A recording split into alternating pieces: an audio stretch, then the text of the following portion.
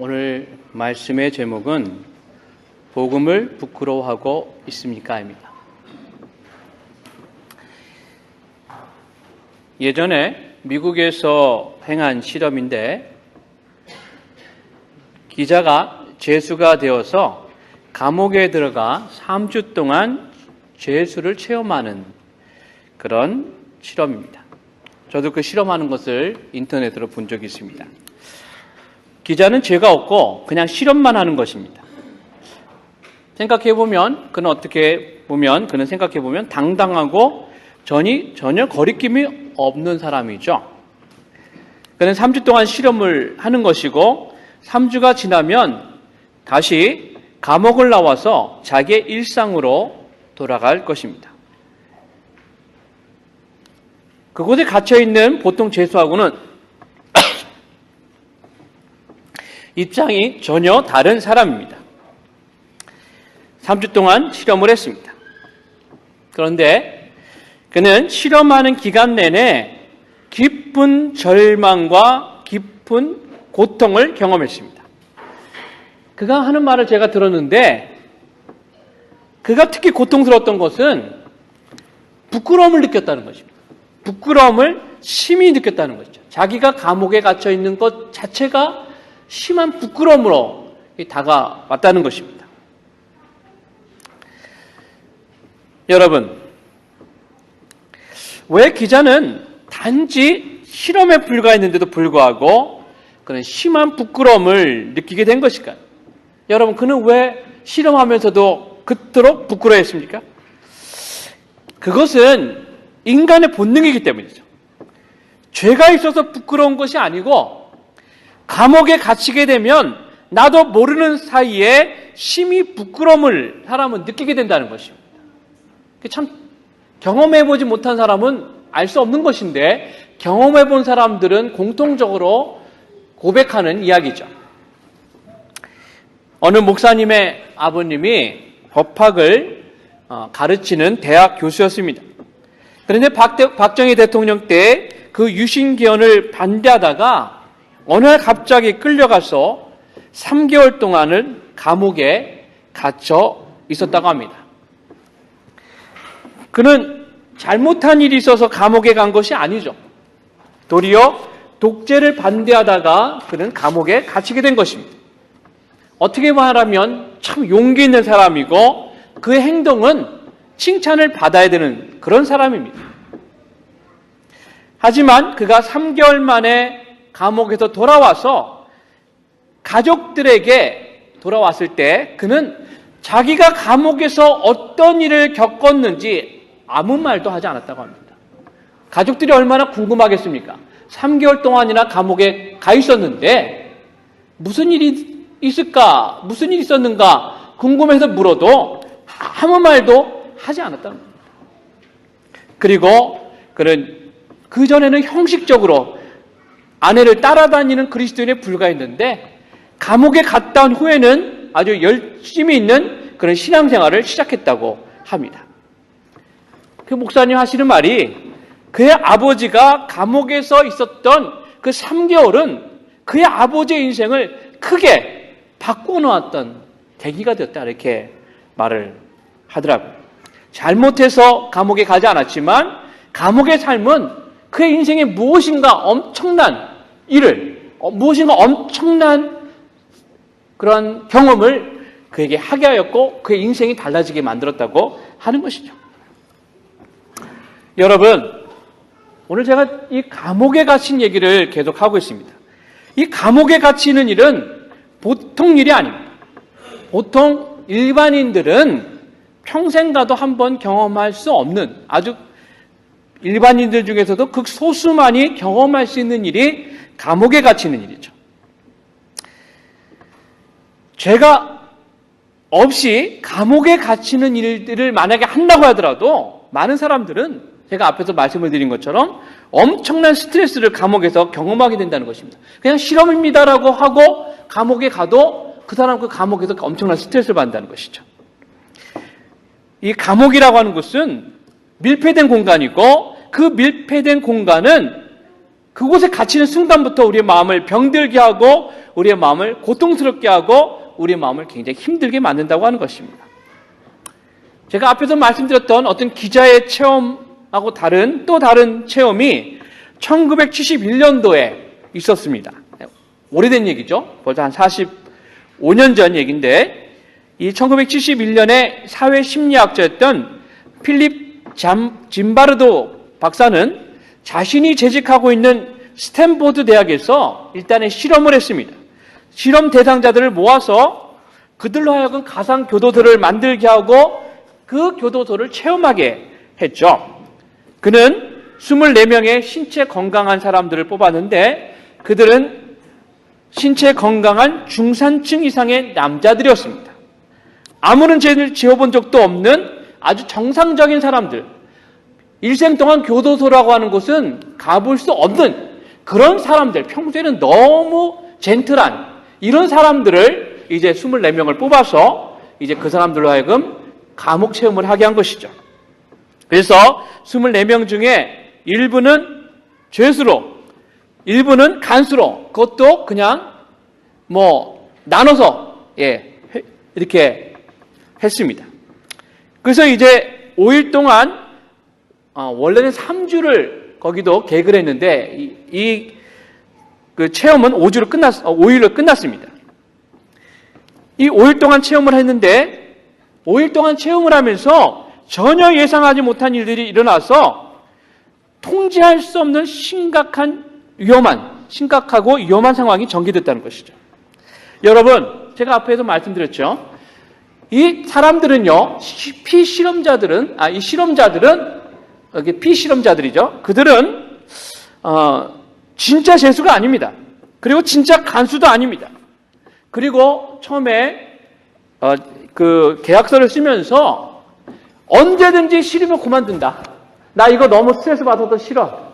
나는 갑자기 일이 있어서 그만하겠습니다. 그러면 그냥 그는 그만두고 갈 수 있어요. 그는 그냥 가상체험을 하고 있는 것입니다. 이렇게 서로 이야기를 하고 거기에 체험하게 되었는데, 그런데 그들이 감옥에 들어가자마자 그 첫날부터 엄청난 스트레스에 시달리게 됐다는 것입니다. 아니, 가상체험인데요. 첫날 어떤 사람은 하루가 지나고 감옥에서 나가게 해서 탈옥까지 했던 사람이 있습니다. 그냥 가도 되는데 그는 탈옥을 시도했다는 것이죠. 간수를 맡은 사람도 간수가 아니라 평범한 사람인데요. 이 간수를 맡은 사람들은 당신 이제 간수하십시오 할 때부터 첫날부터 갑자기 태도가 바뀌기 시작해서 아주 억압적인 태도를 취하게 되고 이것이 간수와 죄수의 갈등과 다툼의 원인이 됩니다. 그냥 당신들은 이렇게 역할을 하십시오라고만 한 겁니다. 간수도 없고 원래 죄수도 없는 것이죠. 진짜 간수도 없습니다. 진짜 죄수도 없습니다.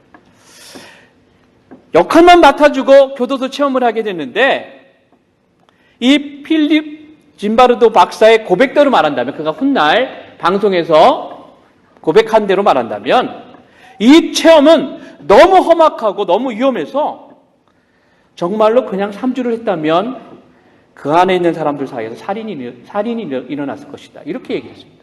체험인데 서로 죽이는 일이 일어날 것이다라고 그는 예견할 정도로 아주 사태가 험악하게 되었다고 하는 것이죠. 제수들이 4일째가 되었을 때 신부님과 면회하게 되었습니다. 그런데 신부님한테 우리는 심한 우울증에 빠져들었고 정신건강, 정신분열 이런 건강에 심각하게 위험한 상태에 놓여져 있습니다. 신부님, 교도소에서 벗어날 수 있도록 변호사를 소개해 주십시오. 그 사람들이 지금 죄수가 아닌데 이런 얘기를 하고 있는 겁니다. 너무나도 그 상황에서 그들은 벗어나고 싶어서 변호사를 소개해달라는 얘기를 그 신부님에게 했다고 하는 것이죠. 원래 이 교도소 체험은 앞에서 말씀을 드린 것처럼 이 3주간의 계획으로 시작이 됐습니다. 그런데 너무 상황이 악화돼서 살인 혹은 자살까지 일어날 수가 있었죠. 그래서 단지 5일 만에 이 교도소 체험을 마쳤다고 합니다. 성도 여러분, 단지 체험에 불과했던 교도소 실험이 왜 그토록 위험한 상황까지 도달하게 되었을까요? 그것은 갇혀있다고 하는 그 자체가 수감자에게는 말할 수 없는 고통과 정신적인 스트레스를 주었기 때문입니다. 갇혀있다고 하는 그 자체를 경험해보지 않은 사람은 알 수 없을 정도로 엄청난 스트레스를 그들은 경험하게 된 것이죠. 자살을 생각하고 자칫하면 그것을 실행에 옮길 정도로 교도소에 갇히는 일은 심한 정신적, 육체적 고통과 학대를 주는 일입니다. 이렇게 엄청난 스트레스가 사람들에게 왔기 때문에 이 실험은 결국 실패로 끝나게 된 것입니다. 여러분, 오늘 우리가 읽은 말씀을 한번 보십시오. 이 디모데후서는 언제 쓰인 거냐면 바울이 로마 감옥에 갇혀 있을 때 그가 쓴 편지입니다. 이 바울은 로마 감옥에 2번 갇힌 적이 있었는데, 그는 예루살렘의 감옥에도 수도 없이 잡혀 있었지만 로마 감옥에는 2번 갇혔었습니다.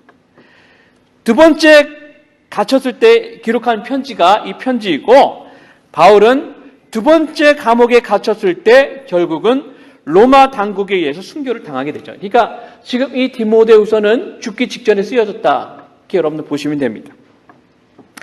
이 디모데후서는 주 60년 중후반 이후에 기록된 것으로 알려져 있습니다. 바울은 로마가 기독교를 극심히 핍박할 때, 이 네로 황제가 기독교인들을 핍박할 때, 그때 로마에 있다가 결국 순교를 당했습니다. 여러분, 이 로마에 있는 감옥은 지하 감옥입니다. 여러분 혹시 영화 배너를 보셨으면 이 로마식 감옥이 어떤 감옥인지 아실 겁니다. 지하 속에 이렇게 건물의 그 바위를 파서 그걸 이제 감옥으로 쓰는 것이죠. 빛도 없습니다. 한번 가다 놓으면 그 안에 사람이 살아있는지 죽었는지 그냥 음식만 주고 끝내는 것이죠. 그런 곳에서 완전히 폐쇄된 곳에 있는 곳이 바로 이 로마의 감옥입니다. 바울은 지금 그곳에 갇혀 있는 것입니다. 성도 여러분, 한번 생각을 해보십시오. 지금 바울이 왜 로마의 감옥에 갇혀 있었습니까? 바울은 로마에서 복음을 전했기 때문입니다. 로마에서 복음을 전했기 때문에 그는 감옥에 갇히게 된 것입니다. 너무나 영광스러운 이유 때문에 그는 감옥에 갇혔는데, 그럼에도 불구하고 그는 그 시간을 매우 고통스럽게 생각을 하고 있었습니다. 제가 앞에서 여러분에게 말씀드렸던 그 이유는 감옥에 갇힌다고 하는 것은 죄가 있든 없든 그 감옥에 있는 것 자체가 너무나 힘들다고 하는 것입니다. 여러분, 육체적인 것보다 더 힘든 것이 정신적인 것이죠. 매를 맞거나 어떤 것은 육체적인 것은 감당할 수 있을지 모르지만 정신적인 것은 굉장히 감내하기가 어려운 것입니다. 여러분, 분명히 바울은 죄가 없어서 그 자리에 있는데도 불구하고 사람들은 바울을 손가락질하고 바울이 마치 죄인이 된 것처럼 취급했습니다. 마치 예수님처럼 그런 것이죠. 여러분, 예수님께서 십자가를 지시고 죽으실 때 뭘 당하셨겠습니까? 수치를 당하신 겁니다. 예수님도 심한 부끄러움을 느끼셨던 것이죠. 지금 바울과 예수님은 거의 같은 경험을 하고 있는 것입니다. 그리고 바울은 당시 중재인 취급을 받고 있었는데 중재인만 하고 있는 쇠사들의 다리가 묶여 있었습니다. 16절에 보니까 내가 사슬에 매인 것을 부끄러워하지 아니하고 이렇게 말하고 있습니다. 그 사슬에 묶여 있었습니다.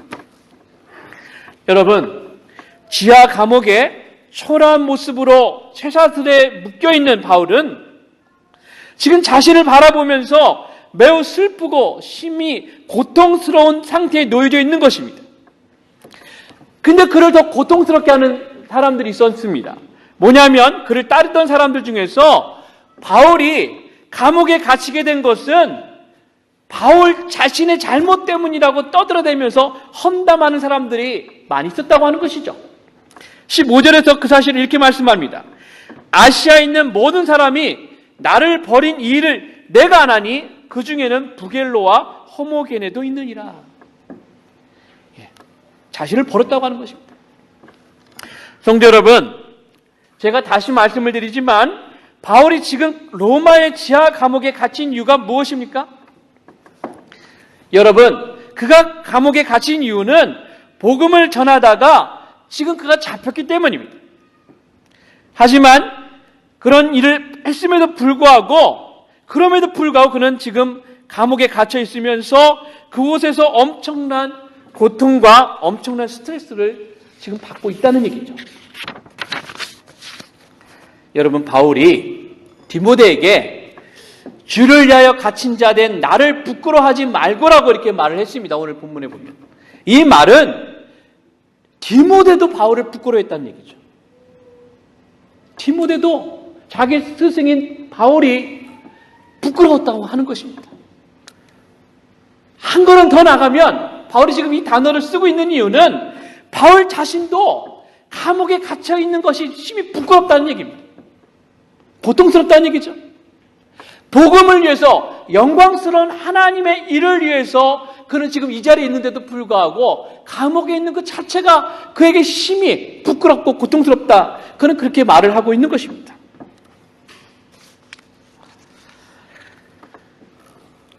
여러분, 제가 이 감옥에 갇혀있는 이 바울의 이야기를 하고 있는 것은 바울이 복음을 위해서 얼마나 큰 고통을 당했는가를 여러분들에게 지금 말씀을 드리는 것입니다. 바울은 오직 복음을 전하기 위해서 이런 일을 지금 그는 경험하고 있는 것입니다.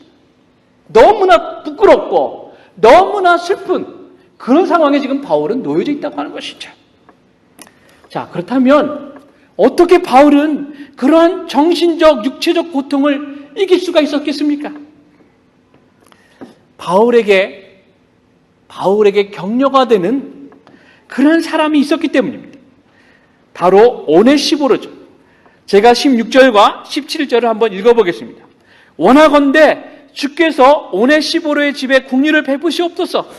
그가 나를 자주 격려해주고 내가 사슬에 매인 것을 부끄러워하지 아니하고 로마에 있을 때도 나를 부지런히 찾아와서 만났습니다.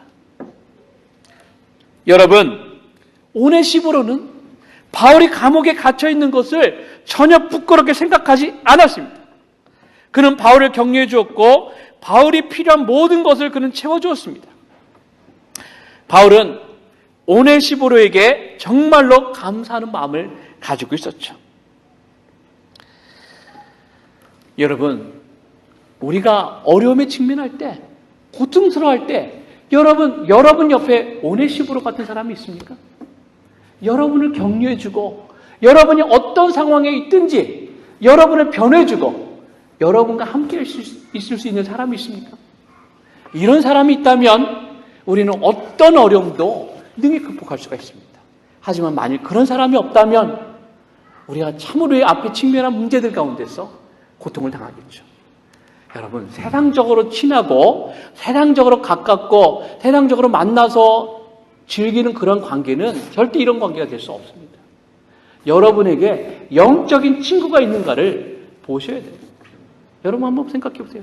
영적인 문제를 나눌 친구가 나에게 있는가? 그런 친구가 있을 때 이런 어려움이 우리 앞에 있어도 우리가 능히 이런 어려움을 극복해낼 수가 있다고 하는 것입니다. 여러분, 이제 바울은 그런 상황에 있었음에도 불구하고 디모데에게 격려의 말을 하고 있습니다. 바울이 무엇이라고 격려하고 있습니까? 바울은 디모데에게 부끄러워하지 말라고 하는 것입니다. 그러므로 너는 내가 우리 주를 증언함과 주를 위하여 갇힌 자 된 나를 부끄러워하지 말고 오직 하나님의 능력을 따라 복음과 함께 고난을 받으라.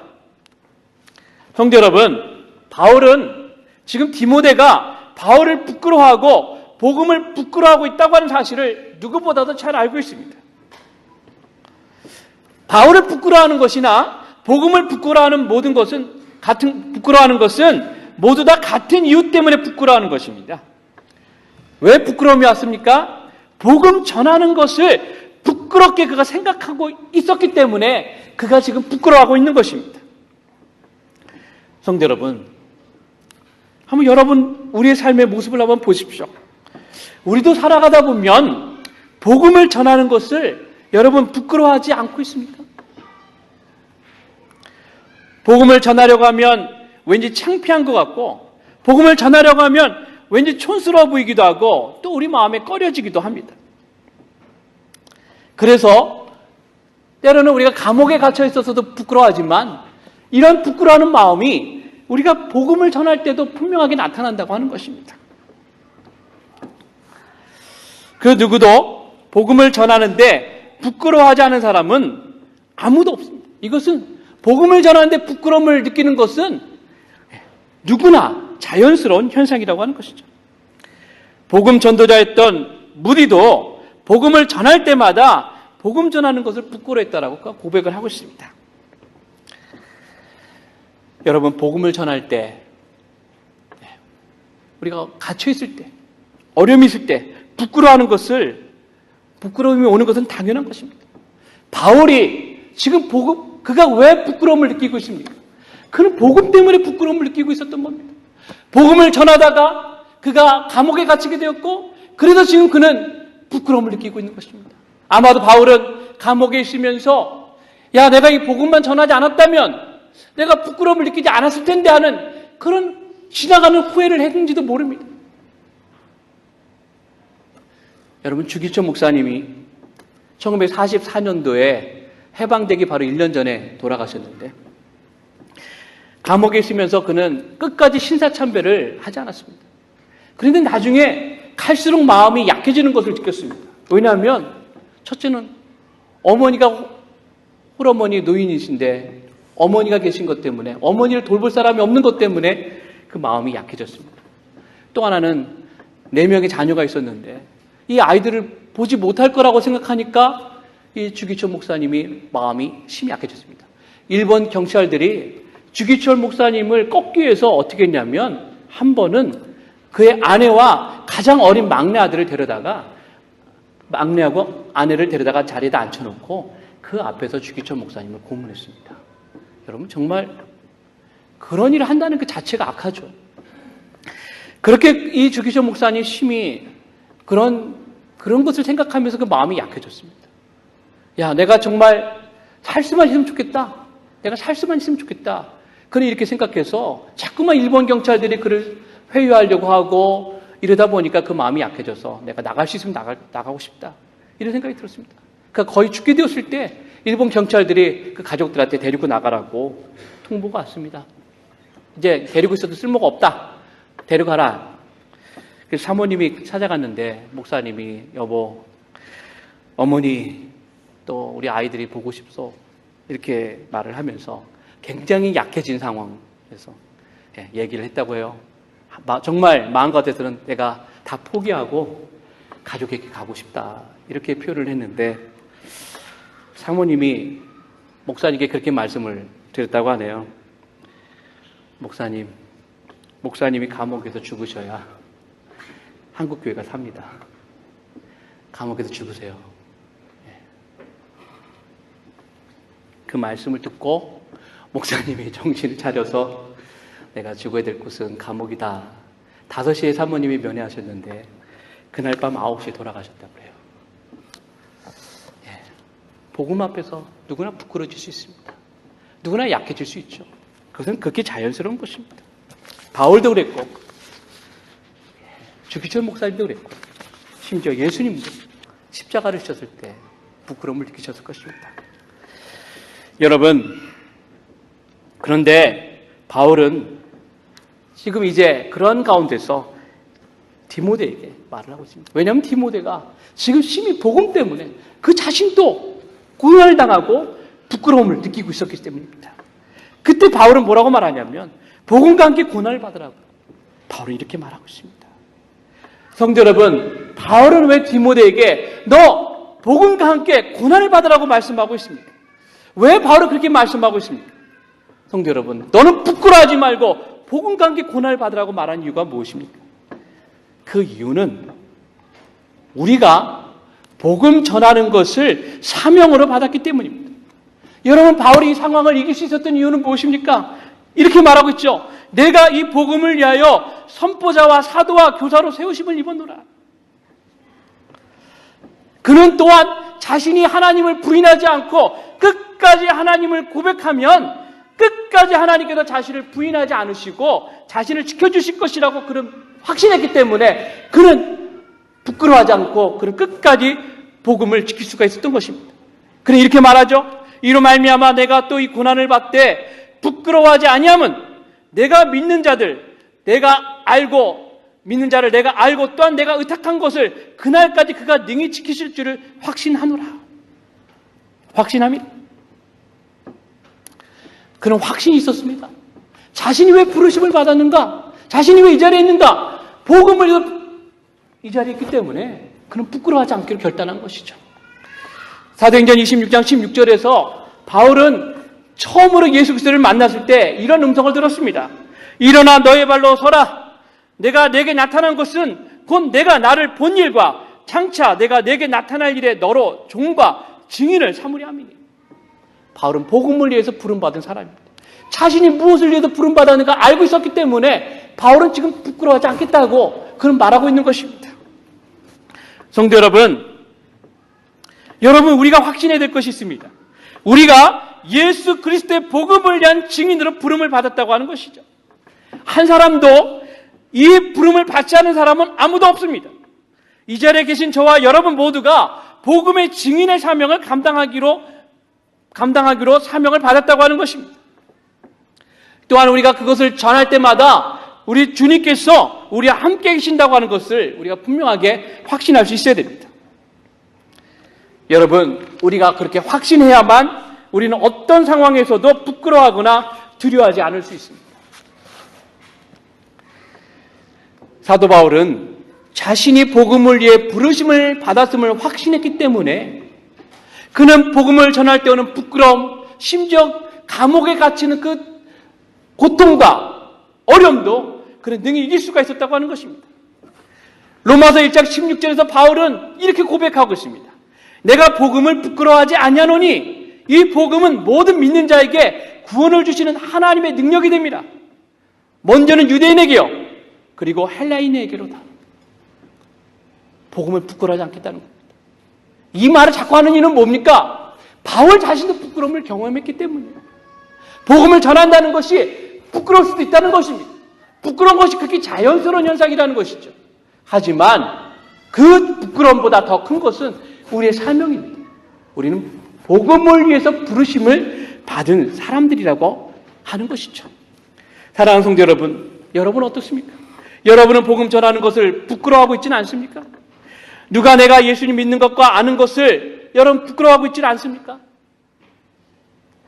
사단은 자꾸만 우리의 마음에 부끄러운 마음을 주어서 우리를 아무것도 하지 못하게 만들려고 합니다. 우리를 아주 무기력한 사람으로 만들려고 합니다.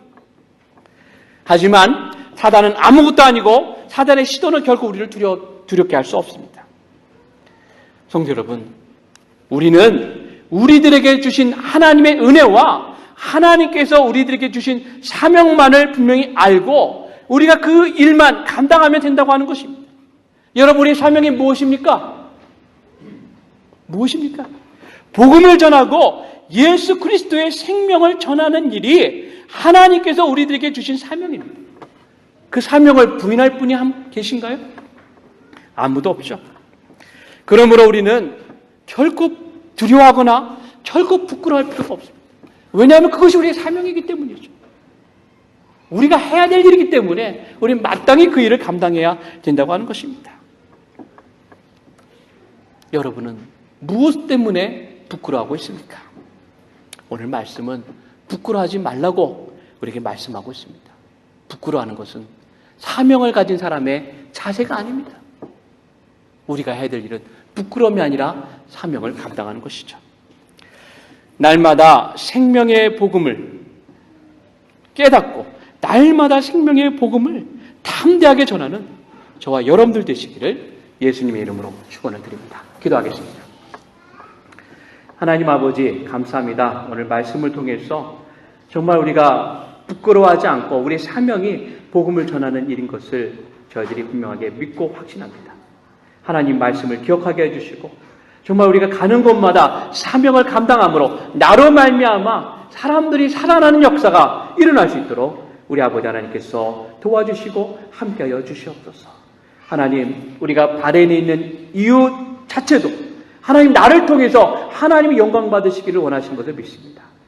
나를 통해서 하나님이 나타나고 하나님의 내가 나타나고 하나님께 영광 돌리는 우리의 삶이 될 수 있도록 아버지 하나님 도와주시고 함께하여 주시옵소서.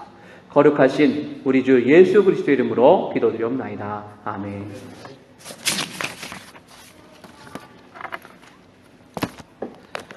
우리 찬송가 495장 함께 부르도록 하겠습니다. 찬송가 495장 1절과 3절을 부르도록 하겠습니다.